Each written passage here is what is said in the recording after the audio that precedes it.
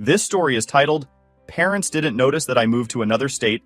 They were busy with my golden child brother and now, after they found out I am rich, they are calling to reconcile. Hey there. We put a lot of effort into finding the best stories for you.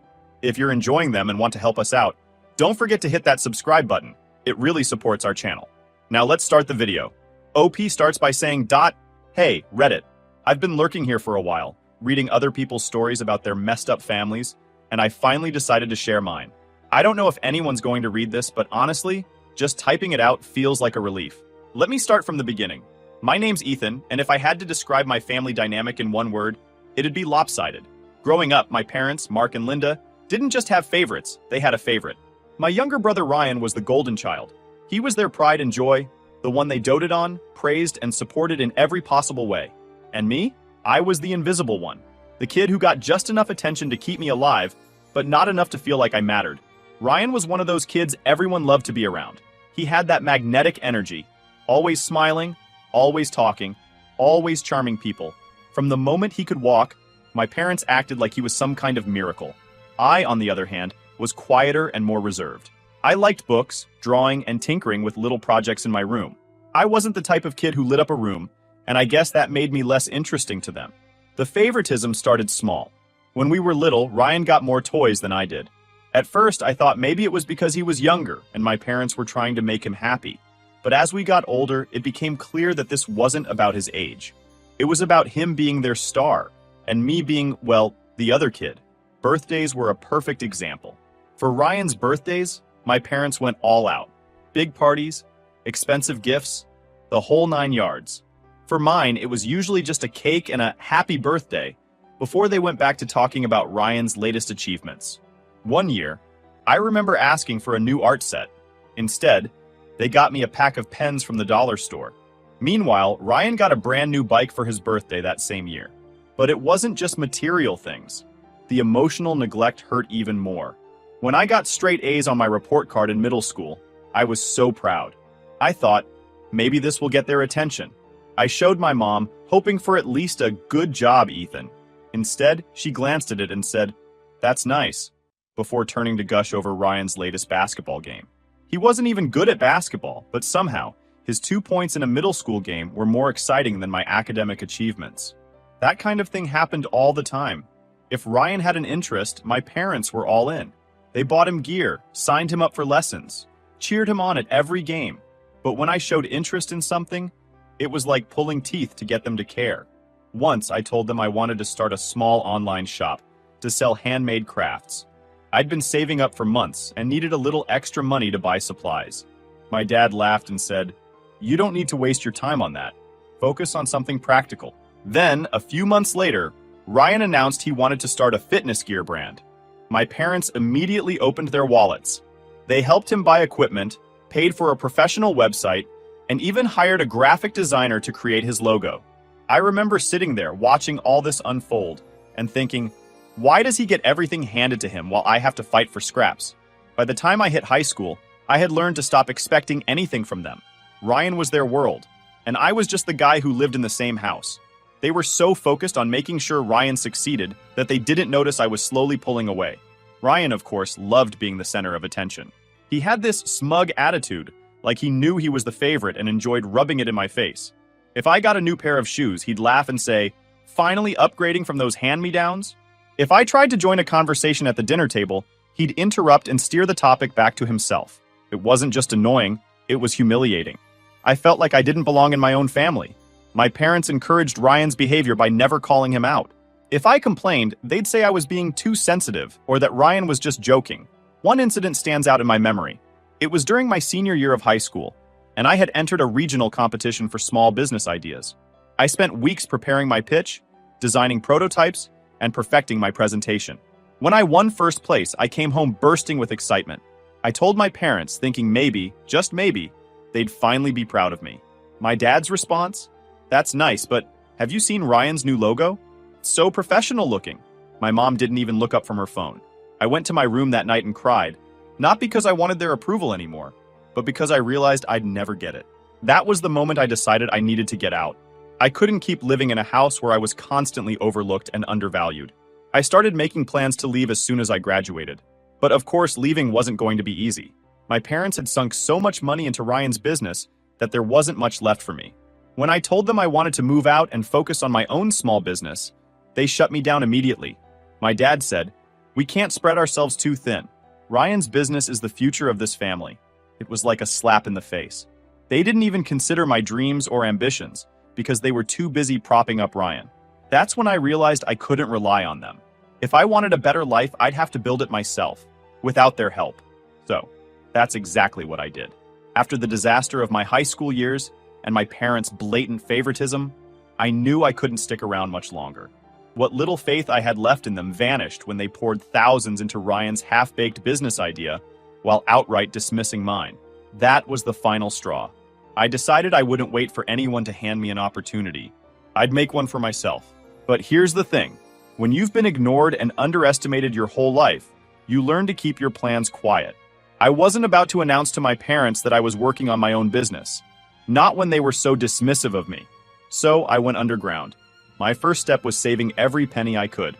I worked part-time jobs after school, tutoring, babysitting, even some freelance work online.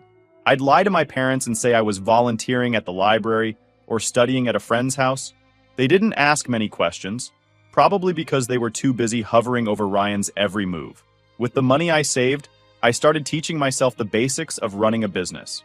I'd stay up late watching tutorials on marketing, web design, and product sourcing. It wasn't glamorous. I worked out of my tiny bedroom, often hiding my laptop screen when someone walked in. It felt sneaky, but honestly, it was exhilarating. For the first time, I was working towards something that was mine. My idea was simple. I wanted to create custom-designed products, things like mugs, tote bags, and stationery, that appealed to niche audiences. It wasn't groundbreaking, but I believed in it. I researched trends, designed mock-ups, and even found a small supplier willing to work with me on a budget. The first time I made a sale, I thought I was going to cry. It wasn't a lot of money, just $15 for a custom mug, but it felt like I'd won the lottery. Someone out there valued something I created. Meanwhile, Ryan's business was flopping spectacularly. He'd come home from meetings with his team, a couple of his friends who spent more time drinking than working, and complain about how hard it was to get clients. My parents, instead of holding him accountable, just threw more money at the problem. They paid for new equipment, a marketing consultant, and even rented a small office space for him. I overheard my dad once say, "Don't worry, Ryan. These things take time. You're building something big here." It took everything in me not to laugh. Ryan barely lifted a finger, yet my parents treated him like he was the next Steve Jobs. While Ryan was squandering their resources, I was quietly scaling up my little operation. My online shop started gaining traction, thanks to some clever social media marketing and word of mouth. I'd post on forums and groups where my target audience hung out, subtly plugging my products without coming across as pushy. Slowly but surely, orders started coming in. By the time I graduated high school, I was making enough to support myself. I didn't tell my parents, of course. They assumed I was still just figuring things out. When I told them I wanted to move out, they barely blinked. My dad said something like, "Good for you. Maybe you can help Ryan with his business now that you'll have more time." I had to bite my tongue to keep from snapping. Instead, I just smiled and said, "Sure, Dad." What they didn't know was that I wasn't moving out to help Ryan or to stay close to home. I'd already found a small office in another state, far enough that they wouldn't drop by unannounced. It wasn't anything fancy, just a single room with peeling wallpaper and a creaky chair. But it was mine. I signed the lease the day after graduation. For the first time in my life, I felt free. For the first time in my life, I felt free. Setting up my office was one of the happiest moments of my life. I spent days rearranging furniture, setting up my computer, and organizing inventory. It was hard work, and there were moments when I doubted myself, but I loved every second of it. One of the first things I did after moving out was expand my product line. I introduced personalized notebooks and planners, which turned out to be a huge hit. I also started offering custom designs for bulk orders. Think corporate gifts or wedding favors. The business grew faster than I expected. Within a year, I was making enough to hire a part-time assistant to help with packing and shipping. By the second year, I'd upgraded to a larger office and brought on 2 more team members. Meanwhile, my parents still thought I was working a side job and occasionally helping Ryan. They didn't ask for details, and I didn't offer any. It was almost funny how little they cared about what I was actually doing. Ryan, on the other hand, was struggling more than ever. His business had completely tanked. The office my parents rented for him was empty most days, and his website hadn't been updated in months. My dad still tried to prop him up, saying things like, "These are just growing pains." But even he was starting to sound tired. By the time I hit my 3rd year in business, I was making more money than I ever thought possible. I had multiple revenue streams, a loyal customer base, and even a few partnerships with local retailers. I didn't just feel successful, I felt vindicated. All those years of being overlooked and underestimated had led to this moment. My parents had put all their faith in Ryan, and he had let them down. Meanwhile, I had built something from nothing, all on my own. But the funny thing was, they still didn't notice. I'd come home for the occasional holiday dinner, and my dad would always ask, "So Ethan, when are you going to get serious about your career?" I wanted to laugh in his face. Instead, I'd just say, "I'm working on it, Dad," and leave it at that. Little did they know I wasn't just working on it, I was thriving. I was sitting in my office one morning, scrolling through emails and planning out my next product launch when my phone buzzed. I don't usually answer calls from unknown numbers, but something about this one made me pick up. "Hey, Ethan, it's Dad." I froze for a moment. My dad doesn't call me often. Hell, he barely calls me at all unless there's some sort of favor he needs. I leaned back in my chair and said, "Hey, Dad, what's up?" There was an awkward pause before he started talking. "Your brother, well, Ryan's got another business idea, and we're all pitching in to help him get started again. He really wants to get it right this time." I felt my stomach twist. It wasn't anger exactly. It was more like disappointment, that familiar weight I'd been carrying since I was a kid. "Okay," I said cautiously, waiting for the inevitable ask. "Well," Dad continued, "we thought it would be great if you could come home for a family meeting. You know, to brainstorm and help Ryan get this thing off the ground." And there it was, the real reason for the call. I laughed. I couldn't help it. "You want me to help Ryan with another business idea?" "Don't laugh, Ethan. He's learned a lot since the last one didn't pan out, and families should stick together during times like this." I leaned forward, resting my elbow on my desk. "Dad, with all due respect, why would I do that? You've never once asked me for help before." He sighed, and I could almost hear him massaging his temples through the phone. "Look, Ethan, it's not just about Ryan. It's about the family's reputation. People are starting to talk, you know. They're wondering why Ryan can't seem to make anything work. If we all come together, we can help him turn things around and shut those people up." That's when it hit me. This wasn't about family. It wasn't about Ryan. It was about appearances. As always. My parents didn't want to help Ryan because they believed in him. They just didn't want to look bad in front of their friends and neighbors. "I'm sorry, Dad," I said, trying to keep my voice steady. "I've got my own business to run. I don't have time to play cheerleader for Ryan." That's when the guilt trip started. My dad launched into a monologue about how much they'd sacrificed for us, how hard it was to raise 2 boys, and how I should be grateful for everything they'd done. I stayed silent, letting him ramble. When he finally ran out of steam, I said, "I'm not coming home, Dad. I've got too much on my plate." The line went quiet for a moment, and then he said, "If you don't come, we'll stop supporting you financially." I almost laughed again. "Dad, I haven't needed your money in years. Stop pretending like you've been supporting me." There was a long pause. "What's that supposed to mean?" It was petty, but I couldn't resist. "It means I've been running my own business for the past few years. I'm doing fine without your help." I could hear the disbelief in his voice. "You're joking." "I'm not. I've got a thriving business, Dad. I'm making more than enough to take care of myself. So no, I won't be coming home to help Ryan." There was a long silence, and then he hung up without another word. I thought that was the end of it, but of course it wasn't. The next day, my mom called. "Ethan, sweetheart, we need to talk." Her voice was soft, almost pleading, but I knew better than to fall for it. "What do you need, Mom?" She sighed dramatically. "It's about Ryan. He's been so stressed lately, and your father and I are worried about him. We think it would mean a lot to him if you came home and supported him. He's your brother, after all." I gritted my teeth. "Mom, I'm not coming home. I have my own life, my own business. Ryan's problems aren't my responsibility." "But we're a family," she said, her voice breaking like she was on the verge of tears. "You can't just turn your back on us." "Mom, I didn't turn my back on you. You turned your back on me a long time ago. I'm not going to drop everything just because Ryan needs another bailout."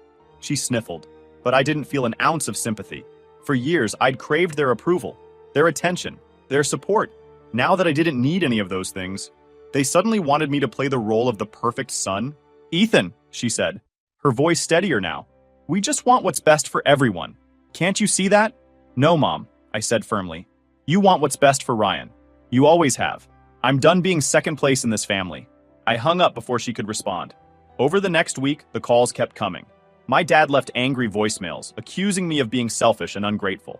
My mom sent me long texts about the importance of family and how I was breaking her heart. I ignored them all. But then, something unexpected happened. One of my friends from high school reached out and said my dad had been asking around about me. Apparently, he'd gone to the local college I was supposed to be attending and tried to pull my records. When they told him I wasn't a student there, he completely lost it. I could only imagine the look on his face when he realized I'd been lying to him for years. A few days later, I got another call from my dad. This time, he was furious. "What the hell have you been doing with all the money we sent you for tuition?" I couldn't hold back my laughter. "I used it to build my business, Dad. Thanks for the seed funding." "You lied to us," he shouted. "Do you have any idea how embarrassing this is?" "For who?" I shot back. "You, Ian? Because I'm doing just fine." He tried to lecture me about trust and respect, but I cut him off. "You want to talk about trust? Respect? Where was that when I needed it? When I was busting my ass to succeed and you couldn't even bother to notice?" He hung up on me again. That's where things stand now. My parents are furious. Ryan's probably sulking, and I'm just sitting here, finally feeling free.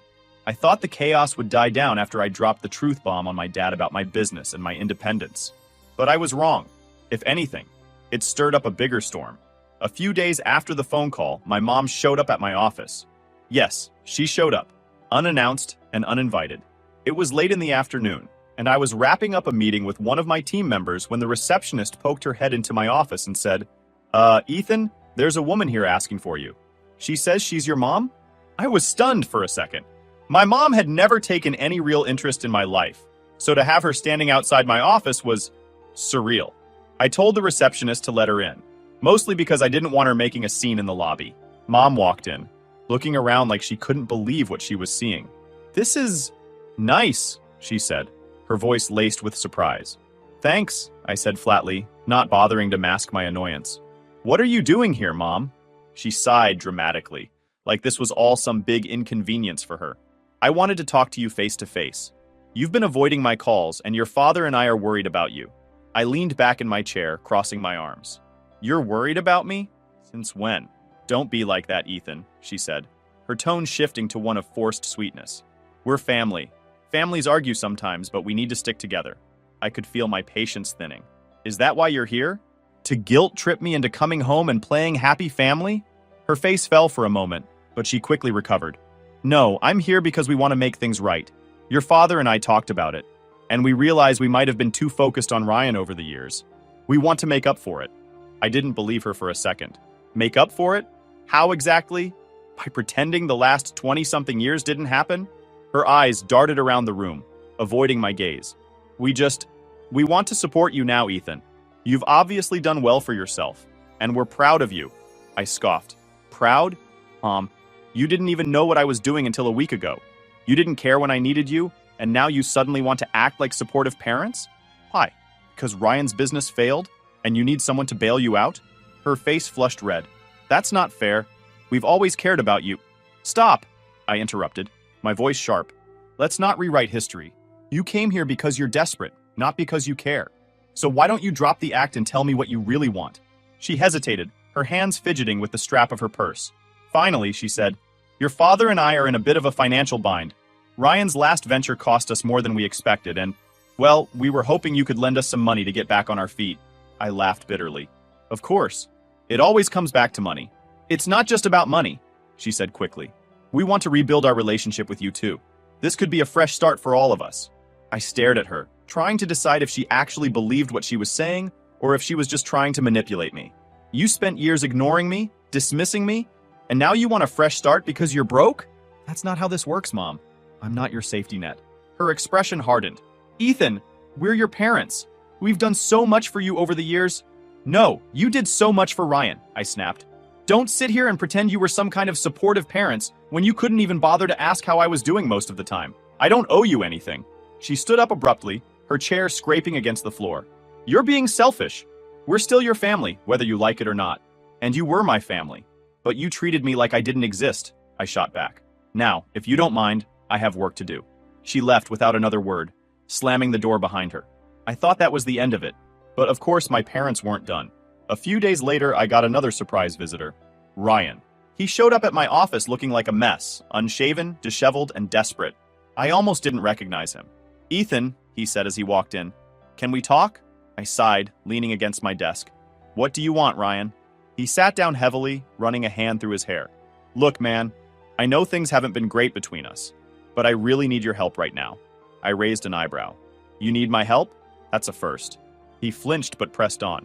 "I screwed up, okay? Thought I could handle everything, but I couldn't. And now Mom and Dad are blaming me for all their problems. They're saying it's my fault the business failed, my fault they're broke. Isn't it?" I asked bluntly.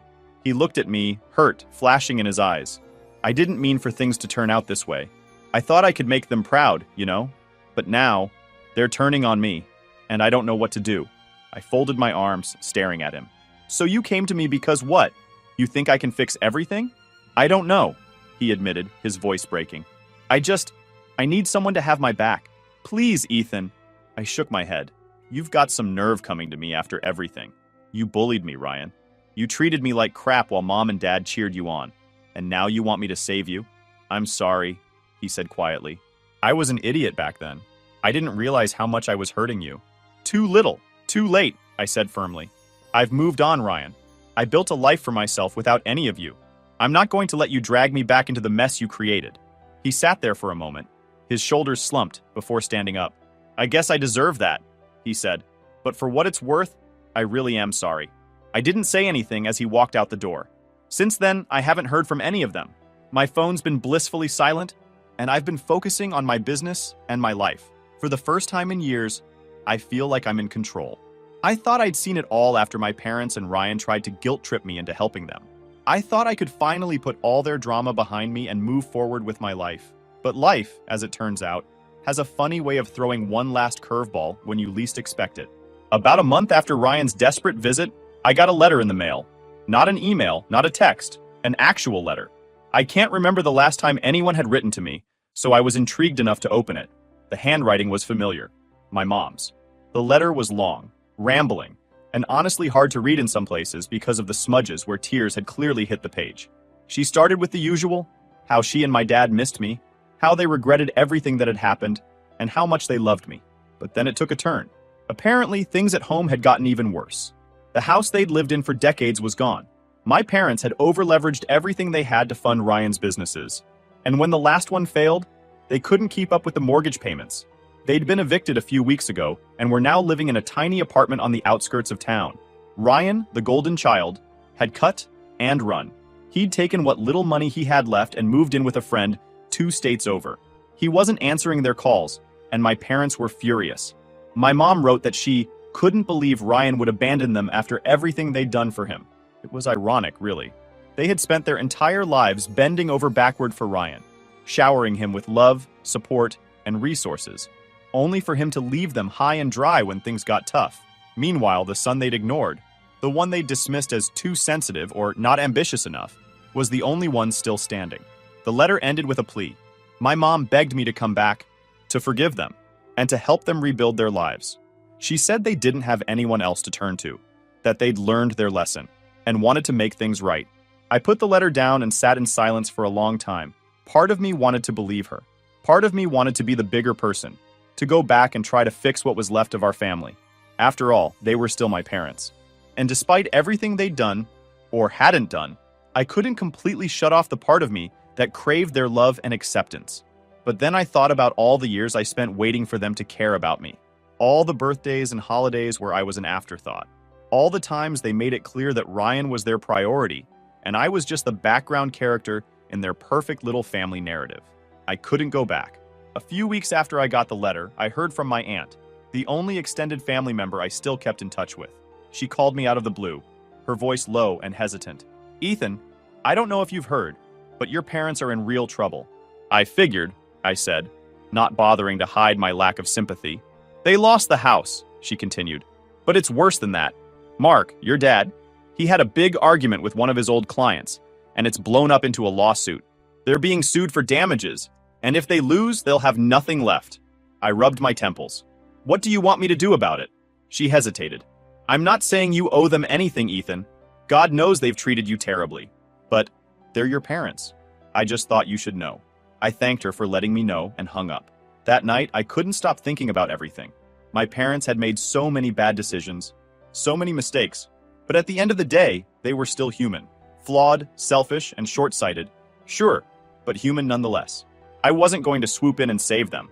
I wasn't going to pour my hard-earned money into their endless pit of bad choices. But I decided I could give them one thing: closure. I called my mom the next day. She picked up on the first ring, her voice shaky and emotional. "Ethan, is that you?" "It's me," I said. "Oh, thank God," she whispered. "I've been praying you'd call. How are you? Are you okay?" "I'm fine," I said, keeping my tone neutral. "I just wanted to talk." She started crying, real guttural sobs that made me feel uncomfortable. After a few moments, she composed herself enough to speak. "Ethan, I'm so sorry. For everything. For how we treated you. You didn't deserve that. None of it." "I know I didn't," I said. "And I appreciate the apology, but it doesn't change what happened." She sniffled. "I know, I don't know how to fix this." "You can't fix it," I said bluntly. "It's too late for that. But you can learn from it. Maybe someday we can have a relationship, but it's going to take time. And it's going to take real effort from you and Dad. We're willing to do whatever it takes," she said quickly. "We'll prove it to you, Ethan. I promise." I didn't respond right away. I knew better than to put too much stock in her promises. "Take care of yourselves," I said finally. "That's all I can say right now." We hung up, and I felt an odd sense of peace.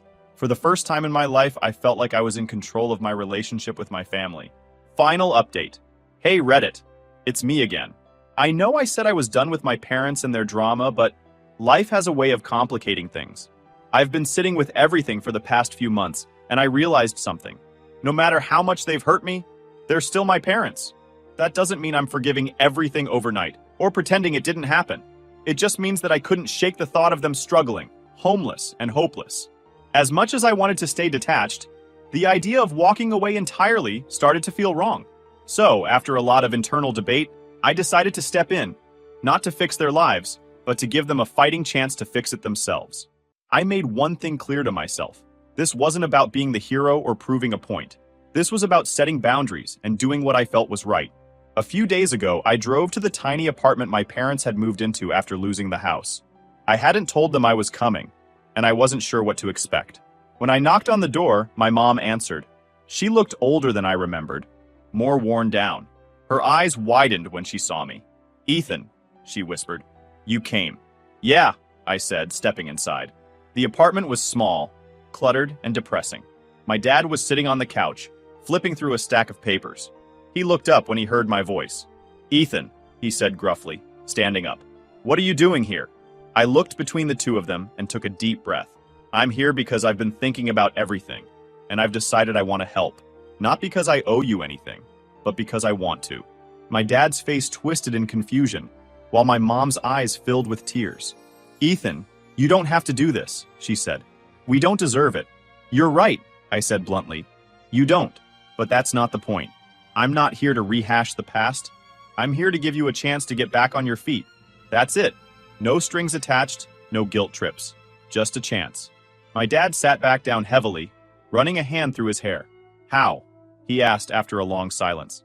"I'll help cover your immediate debts, rent, basic bills, stuff like that, but only temporarily," I explained. "And I'll help you figure out a plan to get back on track. But that's it. The rest is on you." They both nodded, stunned into silence.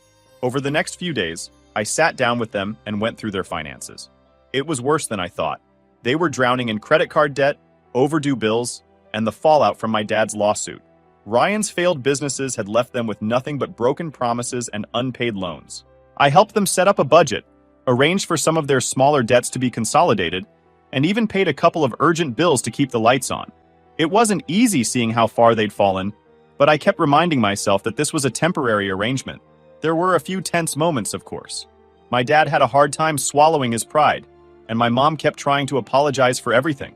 I told her that apologies were fine, but what I really needed was for them to take responsibility for their lives moving forward.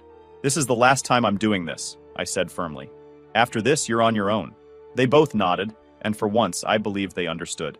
The hardest part was facing my own emotions. Every time I handed them money, or sat down to help them figure out a problem, a part of me wondered if I was being stupid, if I was setting myself up to be taken advantage of again. But another part of me felt like I was finally closing the chapter on years of pain and resentment. Helping them wasn't about fixing the past, it was about proving to myself that I could rise above it. It's been a week since I stepped in, and so far things seem to be moving in the right direction. My parents have started looking for part-time jobs, and they're taking the budgeting seriously. I even set up an online bill pay system for them to make things easier. I'm not saying everything's perfect now. There's still a lot of history between us, and it's going to take a long time to rebuild trust. But for the first time in a long time, I feel like we're moving forward instead of just spinning in circles. I'm cautiously optimistic, but I'm also keeping my boundaries firmly in place. If they slip back into old habits, I'll walk away again. No hesitation. But for now, I'm willing to give them this one last chance. Thanks for sticking with me, Reddit.